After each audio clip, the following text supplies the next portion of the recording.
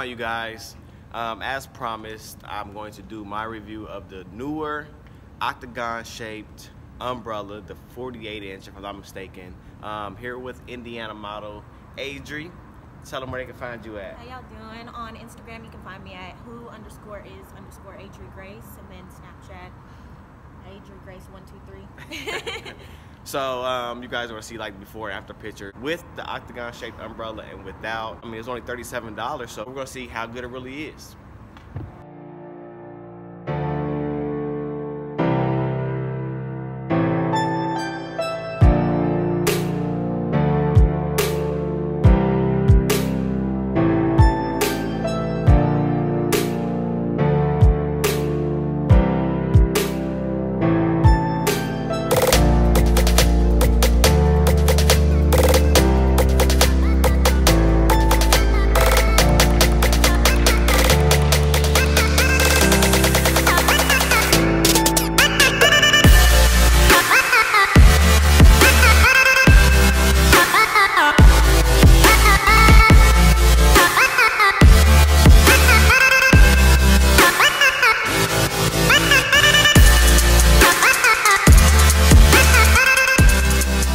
So there you have it. So there you can see the difference between using something as simple as a speed light and a modifier can enhance your photos.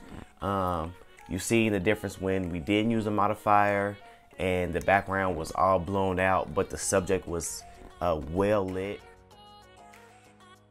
Then you see where the background was well lit, but the subject was just too dark. So that's where modifiers and flash comes in handy outside. I use flash outside just about every shoot. As you can hear, they have fallen quite a few times too, as you've seen in the video. I was pissed. But overall, the Neewer octagon umbrella, it does what it's designed to do. I love it. It was only $37 fucking dollars, and mine was 37 because I got the red and black one. I'm a little fancy. I'm a little bougie. It's huge, as you can see. It's huge. It's fucking huge. So they had this one, this is the 47-inch, if I'm not mistaken. But they had one that was a little bit half the size, the 20-something, or it might have been 31. I'm not real sure. You can find it on Amazon.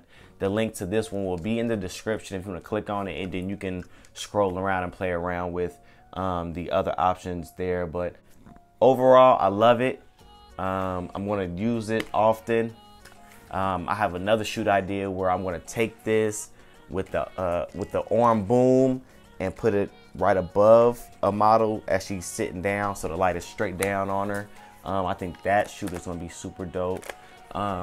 This is another Softbox strip box, whatever they want to call it. This was pretty inexpensive as well, like $40-something for this.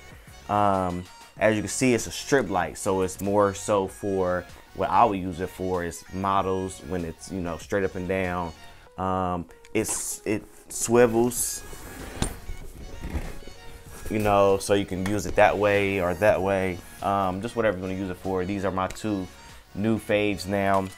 And like I said, you know, I'm gonna do a lot more of these reviews because when I first started out as a photographer, I got so discouraged from these other YouTubers. They're using these $500, $600, $700, $1,000 lights and modifiers, and they have the big battery that they take outside that costs $300, $400, $500.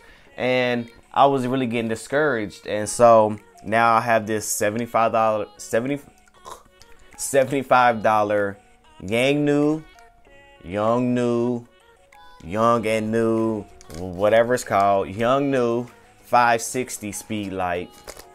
And literally every one of my modifiers are designed specifically for the speed light to go and fit right in. All of them. It's literally, you know, it's easy.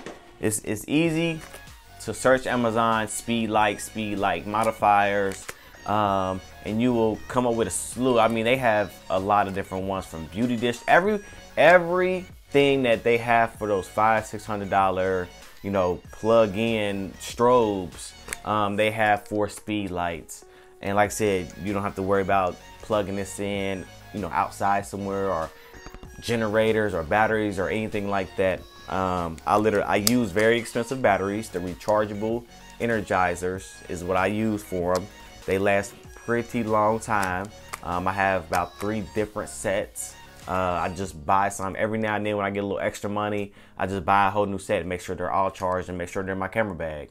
So if I do just so happen to, you know, need some batteries, right in the camera bag, boom, it's ready to go for another hour, 2, 3, depending on how powerful I have it. The only downfall about these Speedlights is motion.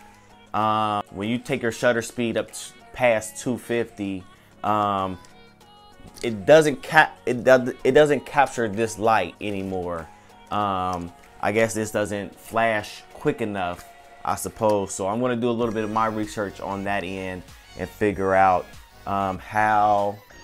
which other Speedlights might be faster with motion.